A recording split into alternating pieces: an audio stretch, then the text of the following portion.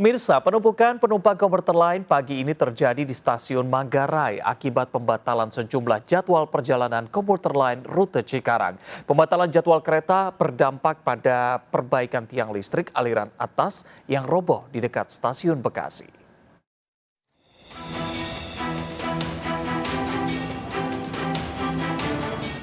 Ratusan penumpang komuter lain terpaksa menunggu kereta lebih lama dari biasanya di stasiun Manggarai, Jakarta Selatan. Dampak pembatalan sejumlah jadwal kereta komuter lain dari stasiun Cikarang. Selasa malam tiang listrik aliran atas roboh tak jauh dari flyover Sumarkon, Kelurahan Harapan Mulia, Medan Satria, Kota Bekasi. Tiang listrik yang roboh menimpa komuter lain rute Cikarang dan rangkaian kereta Gumarang jurusan Jakarta Blitar. Dampaknya perjalanan komuter lain dari arah Kampung Bandan via Manggarai maupun Pasar Senen hanya bisa beroperasi sampai stasiun Cakung. Sedangkan komuter lain dari arah Cikarang hanya sampai stasiun Bekasi. Tak hanya komuter lain, insiden ini juga menyebabkan gangguan jadwal 8 rangkaian kereta jarak jauh. Jatuh. Roboh. Ya. Oh, nimpa ini kereta nggak? Kemudian timpa kereta sama kereta jarak jauh di gerbong 8, kereta Gumarang tertimpa. Petugas langsung melakukan perbaikan dan baru selesai pukul 4 Rabu pagi. Meski perjalanan komuter lain sudah normal, namun Rabu pagi sejumlah jadwal perjalanan komuter lain dibatalkan hingga berdampak pada penumpukan penumpang di sejumlah stasiun. Dari Bekasi, Jawa Barat, Rahmat Hidayat, iNews melaporkan. KRL mengajukan kita. Seorang ibu yang hamil besar hendak melahirkan dievakuasi tenaga kesehatan dan petugas stasiun Parung Panjang Selasa sore. OTW PKM Parung Panjang bawa bumil. Ibu hamil dilarikan ambulans menuju ke puskesmas. Sebelumnya ibu bersama suami dan anaknya naik KRL komuter lain dari Jakarta menuju stasiun Parung Panjang hendak pulang ke Lebakwangi, Cigudeg, Kabupaten Bogor. Namun dalam perjalanan sang ibu merasakan kontraksi hendak melahirkan. Beruntung ibu berhasil melahirkan bayi laki-lakinya dengan selamat. Udah rasa-rasain? Rasanya jam 12 pas stasiun Duri mau ke Tanah Abang. Terus pas di Parung Panjang udah nggak kuat. Dengan kondisi panik ya, karena udah anak ke-6 juga. Jadi kita juga panik, udah ngeden-ngeden tuh. Sebenarnya jantung bayinya tadi udah agak rendah, udah mulai dia stres kali ya. Pas kita belum sempet tensi, belum sempet periksa, kepala udah di depan, jadi kita langsung tolong. Gitu. Hingga kini ibu dan bayi masih dalam perawatan. Dari Kabupaten Bogor, Jawa Barat, Iwan Setiawan, iNews melaporkan. Diguyur hujan deras sejumlah kawasan di Jakarta dan juga Tangerang banjir, bahkan tembok tanggul penahan aliran Kali Krukut di Pondok Labu jebol. Permukiman warga di Kampung Melayu hingga Rabu pagi juga masih terendam banjir kiriman.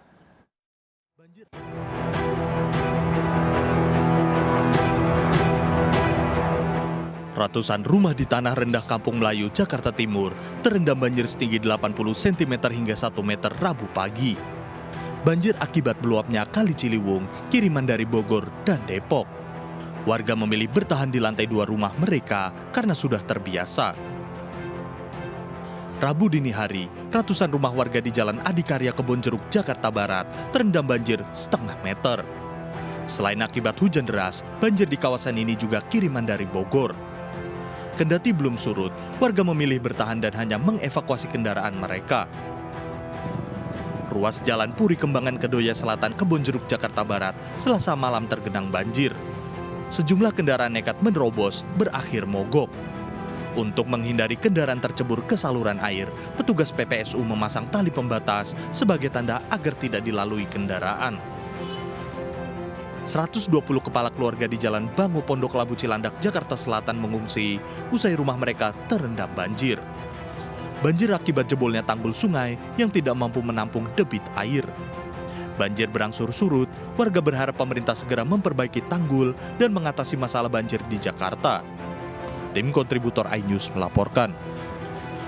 Pemirsa, ibu dan 3 anak tewas tertimbun longsor tebing di belakang rumahnya di Purworejo, Jawa Tengah. Sang ayah selamat lantaran sempat keluar rumah saat mendengar suara gemuruh. Longsor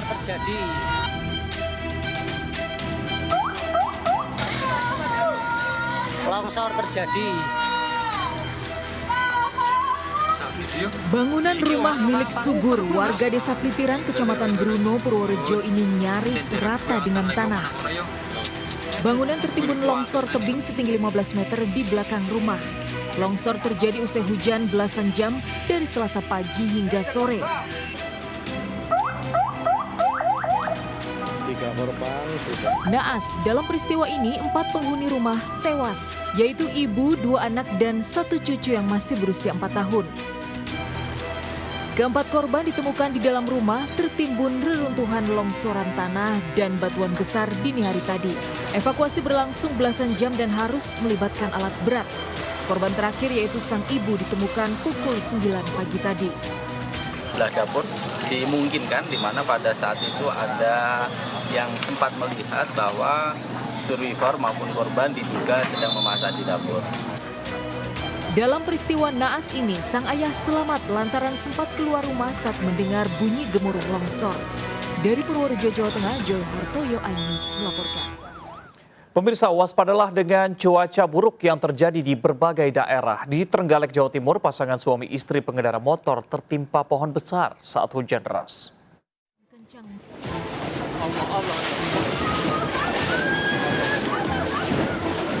Warga panik ketakutan saat angin kencang menghantam permukiman mereka dan menerbangkan sejumlah atap bangunan.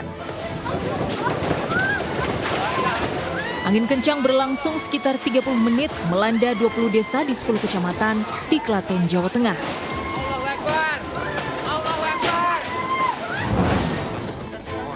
Pasangan suami istri pengendara sepeda motor terluka usai tertimpa pohon besar yang tumbang di Jalan Nasional Trenggalek, Ponorogo, Jawa Timur. Pohon tumbang pada Selasa petang terjadi usai hujan deras 2 jam di wilayah tersebut.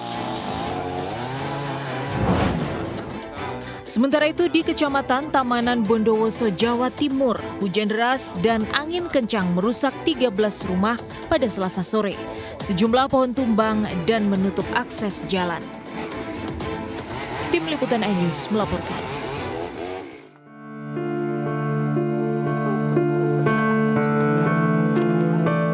Saat terjadi hujan terlihat korban bersama temannya sedang bermain air, namun derasnya arus membuat korban terperosok ke selokan dan terbawa arus. Diduga korban terbawa derasnya arus hingga ke anak sungai. Tim rescue gabungan dibantu warga melakukan pencarian di pinggir anak sungai hingga 2,5 km dari lokasi. Namun di hari kedua pencarian, korban masih belum ditemukan. Dan akan kami terus lanjutkan pencarian sampai hari ke-7 seperti itu, sampai benar-benar ada tanda-tanda penemuan seperti itu. Himbauannya Kak? Selalu awasi anak ketika bermain terutama saat kondisi hujan dan banjir. Dari Palembang, Sumatera Selatan, Firdaus, iNews melaporkan. Pemirsa, Barreskrim Mabes Polri menggerebek sebuah villa di Badung, Bali yang dijadikan pabrik narkoba dan menangkap 4 orang. Pabrik yang digerebek memproduksi ribuan pil ekstasi per jam.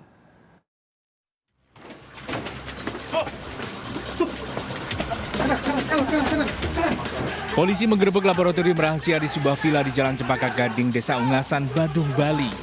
Di dalam villa didapati alat produksi narkoba, 300 kilo lebih bahan narkoba, lebih dari 35.000 pil Happy Five, serta belasan kilogram ganja. 4 orang mencoba melarikan diri berhasil ditangkap, sementara 4 orang lainnya kabur.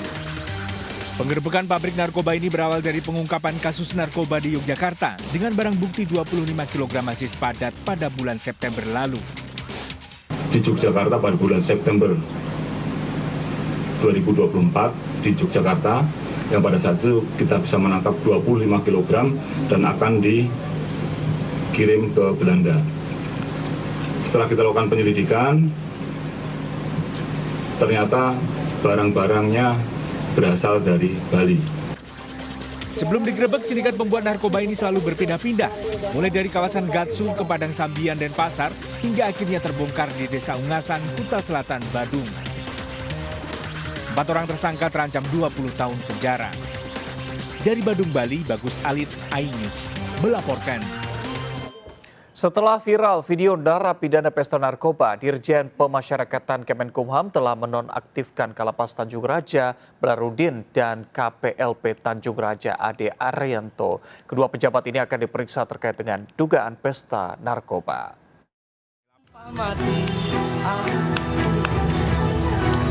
Bapak Presiden Prabowo Subianto, bantu saya Pak. Video viral pesta narkoba narapidana di Lapas Tanjung Raja Ogan Ilir, Sumatera Selatan yang berujung mutasi seorang pegawai lapas, Robi Adriansyah, berbuntut panjang. Dirjen Pemasyarakatan Kemenkumham telah menonaktifkan Kalapas Tanjung Raja Badarudin dan KPLP Tanjung Raja Ade Rianto. Kedua pejabat lapas ini akan diperiksa terkait dugaan pesta narkoba narapidana. Sebelumnya, Kalapas Tanjung Raja Badarudin melancarkan serangan balik dengan menyebut Robi pernah menjalani rehabilitasi narkoba dan dirawat di rumah sakit jiwa. Mengulangi lagi menyalahgunakan penggunaan narkotika sehingga dilakukan rehabilitasi kembali, yaitu yang kedua ini di Badan Narkotika Nasional Republik Indonesia, Balai Besar Rehabilitasi Cigombong, Kabupaten Bogor. Sanksi hukuman disiplin berupa hukuman tingkat berat. Setelah mengungkap pesta narkoba di lapas, Robi saat ini dimutasi ke Rumah Penyimpanan Benda Sitaan Negara Batu Raja. Dari Ogan Ilir, Sumatera Selatan, Fitriadi, iNews melaporkan. Waspada komplotan pencuri pengincar lansia sebagai target kejahatan. Modus pelaku mengaku sebagai petugas Dinas Lingkungan Hidup berpura-pura menyosialisasikan penanganan musim penghujan.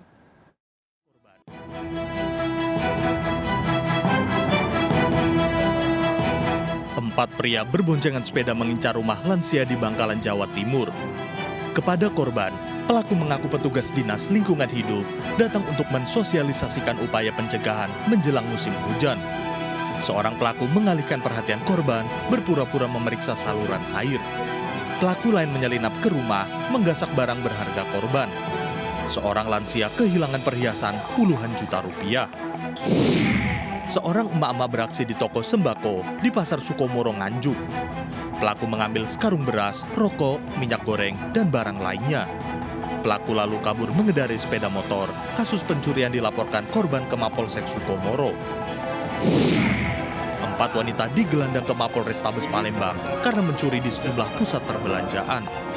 Modus pelaku berpura-pura menjadi pembeli, kemudian hasil curian dimasukkan ke pakaian. Agar tak mencurigakan, pelaku berpura-pura seperti wanita hamil. Mereka diancam hukuman 5 tahun penjara. Kita ke informasi Pilkada Jakarta. Cawagup nomor urut 3 Rano Karno atau Sidul berkampanye di Tanah Tinggi, Jakarta Pusat. Sidul berjanji akan melakukan pemutihan terhadap siswa yang ijazahnya ditahan karena tidak mampu membayar SPP. Kehadiran Rano Karno di Tanah Tinggi, Jakarta Pusat disambut meriah warga. Dalam kampanyenya, pasangan Pramono Anung ini berjanji akan melakukan pemutihan terhadap siswa yang ijazahnya ditahan sekolah karena belum membayar iuran sekolah. Program terkait pendidikan yang sudah berjalan seperti Kartu Jakarta Pintar dan Kartu Jakarta Mahasiswa Unggul juga akan dilanjutkan. Sementara itu, calon gubernur Jakarta nomor urut 1 Ridwan Kamil membagikan makanan saat berkunjung ke permukiman nelayan Cilincing, Jakarta Utara. Dalam kesempatan ini, Ridwan Kamil memasak bersama influencer dan chef Bobon Santoso dalam mendukung program makan bergizi gratis yang diinisiasi Prabowo Gibran. Di lokasi lain, Ridwan Kamil bersiraturahmi dengan Forum RT RW se-Jakarta. RK menyosialisasikan program kerjanya seperti pasar sembako murah setiap bulan, kartu yatim, dan kredit mesra. Nah, bagi Anda pecinta seafood rasa pedas, ada warung di Sleman, Yogyakarta yang menawarkan hidangan kepiting, tiram, hingga rahang ikan tuna dalam berbagai pilihan rasa. Ada saus padang hingga sambal dabu-dabu. Penasaran seperti apa pedasnya? Berikut liputannya untuk Anda.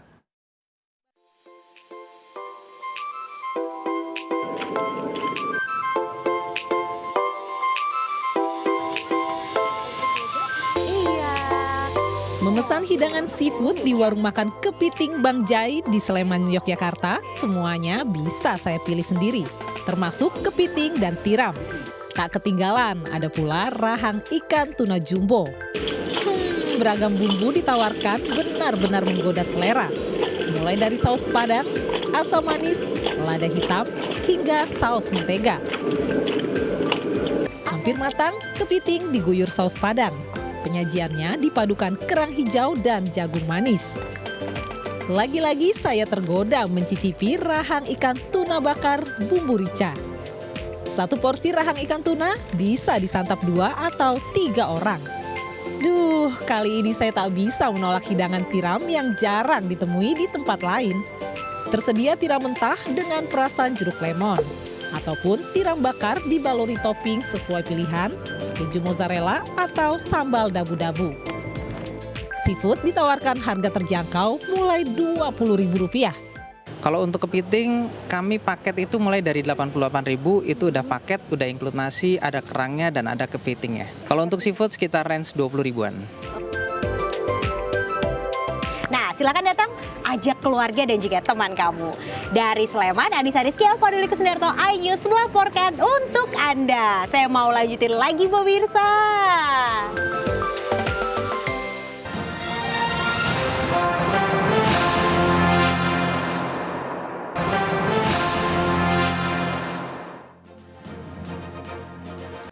Jalan rusak puluhan tahun tak kunjung diperbaiki. Warga desa di Sampang, Madura menggalang dana di media sosial TikTok. Dari saweran warganet melalui gift coin TikTok, warga kini menikmati jalan cor.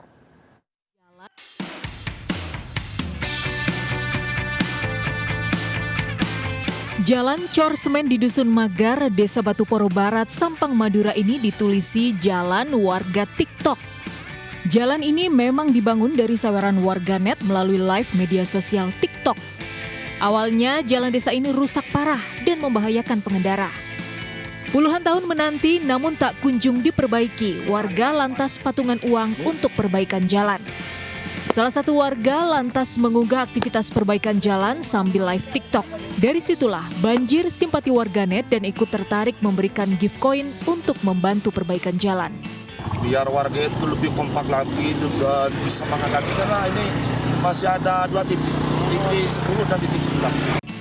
Dari iuran warga dan gift coin warganet, warga desa kini menikmati jalan cor sederhana sepanjang 4,47 km. Dari Sampang, Jawa Timur, Fatur Rahman, iNews melaporkan. Kami akhiri jumpa kita siang ini. Saya Reza Helmi bersama tim yang bertugas. Terima kasih, tetap semangat dan sampai jumpa.